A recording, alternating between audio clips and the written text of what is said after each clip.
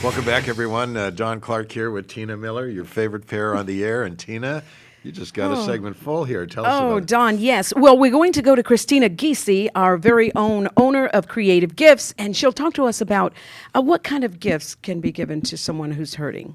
Christina. When you're talking about who's hurting, it kind of depends on what that hurt is. It's a little different for everybody, whether they've lost a spouse like Cheryl did or a child, which unfortunately the miscarriage thing I can very much relate to. It is not a fun situation to be in.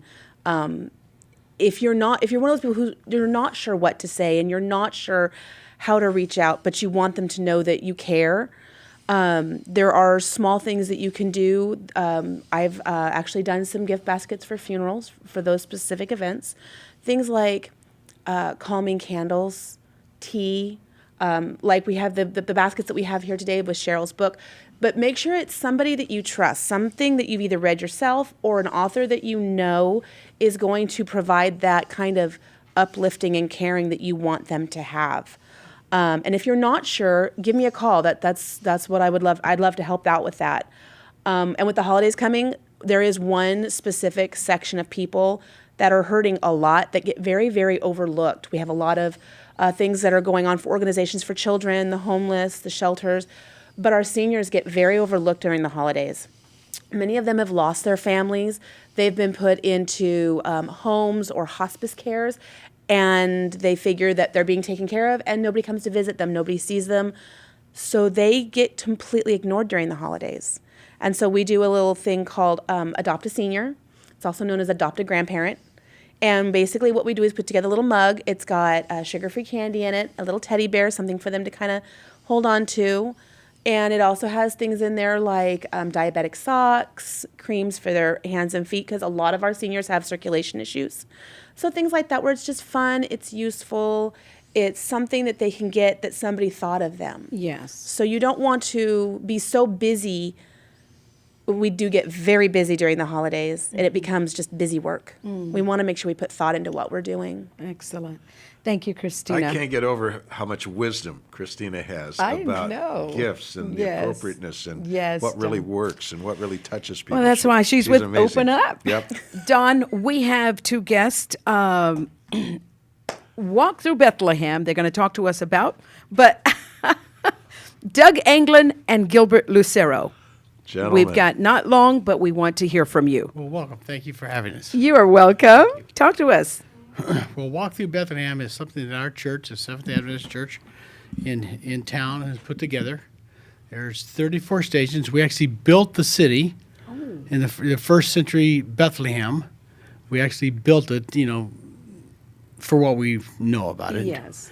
And we walk people through the whole story of Jesus. This is a great section to have, with what you're trying to accomplish today. Starting with the radical Roman soldiers, huh? Yes. Well, they think they owned our city. Yes. And they push us around a little bit. Yes. But as we walk through, the different stations, I said there was like 34 stations. You go to the fruit sellers, and they're the first ones that really, and I'm a guide, and I take people through. They're the first ones that really say, we might have hope. And we had no hope. First century people before Jesus had no hope. And they say, we heard there was a baby born in Bethlehem. And that kind of starts, and then we build onto there. Okay. The Jewish home. They bring in the Micah, the text in Micah. We're looking at a picture of some of the... Yes.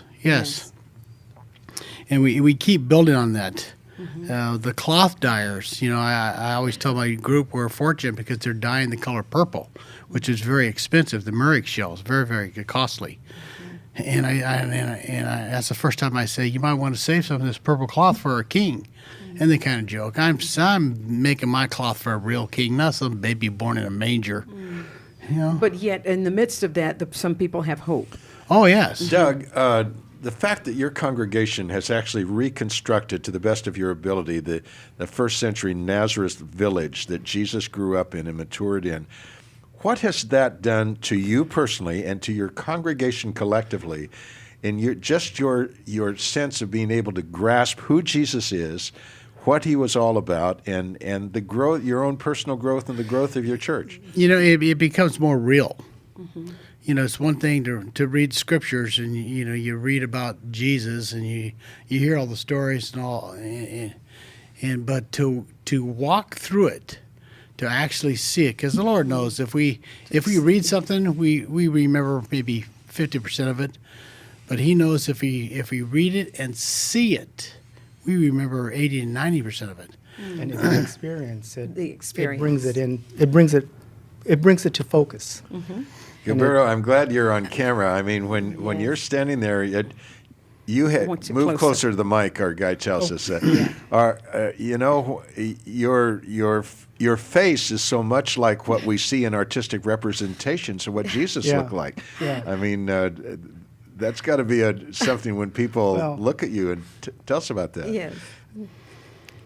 Well, normally, outside of Walk Through Bethlehem, I don't have a beard, and very few people recognize me. I mean, once this is over, I shave this off. Oh. Although there are a number of people that do recognize me out on the street, or that have recognized me, and they all, without a doubt, each and every one of them, walking through this experience has brought them closer to Christ, and brought them to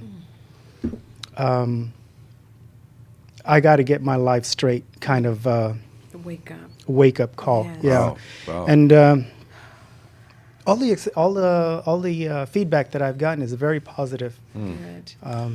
There, in every crowd, there's the chuckling teenager that is going to be cynical, and I've experienced a few of those, but I kind of brush those aside. But for the most part, everyone that has gone through it has brought them closer. Yes. That they need to get their life straight. I remember an interview with an actor who'd played Jesus Christ in a movie, and they asked him, "Did you learn anything? What did you learn about Jesus that you didn't know?" And his answer was, "I never realized how alone he was, how few people really understood or could grasp what he was here to do and what it was all about." What's your thought, Gilbert? I think I could relate to that because back where I'm at, the groups that come through, there are times where I'm just sitting there basically doing nothing, and I kind of reflect on what the previous crowd just came through, and I see their experiences, and it's so humbling, and it makes me feel, well, I can kind of empathize with what Christ feels when he would be with people and then be alone, that, you're alone. These are yours, and for the most part, a lot of them don't want to hear you. And the ones that do, Yes, yes. I don't know, I think I'm losing my train of thought here. I but- ran for public office once, and I had the experience of people making up their minds about me. They were going to be for me or against me. And suddenly I had an insight into what Jesus must have, people were making up their minds about him. Yeah. They were going to be passionately for him or bitterly against him. You're right. He was alone. I mean, He was very alone. He was separated from his father. He was doing his father's will. And for the most part, everybody on this earth rejected him. Yeah.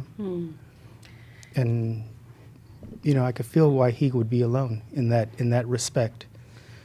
Gilbert, what are you doing when you're standing on a little hill, a little mound out there, waiting for the groups to come through? And how much time do you have from one group to another? And what are you doing during that time until another group comes in? Are you Well, it varies. kind of alone, huh? Yeah, there's sometimes where one group leaves and the other one's coming in through the. Okay. And there's other times where there's maybe 10-minute lapse between groups. Contemplating, a lot of contemplation, a lot of soul searching for myself also. Yes. And I get a lot of energy from the group themselves, actually, because of the way they react. And that is also what keeps me going back there. And I think that's what Christ felt too when the people that he ministered to would be positive towards him. He would build on that and feed on that, should I say. Are there any particular passages of the Gospels that have really come alive to you just because of this role you played? Oh, right off the top of my head is John 3:16. Oh, For God so loved the world that he gave his only son. But that being he a would being a die for guide, and I walk Yes. him through, and I walk him around because he's kind of hidden. You know, he's the climax of the whole Right. program. The climax. So as I walk him around, I say, and the best thing we can tell people is he is alive. He's alive. And Jesus is there, and Gilbert's there, and his head's down. When he lifts up his head, and they say, "This is a real person." The eye, you can see, you know, the eyes are the soul of the body. He is truly, you see, and from little ones and even adults cry. yeah. They literally cry.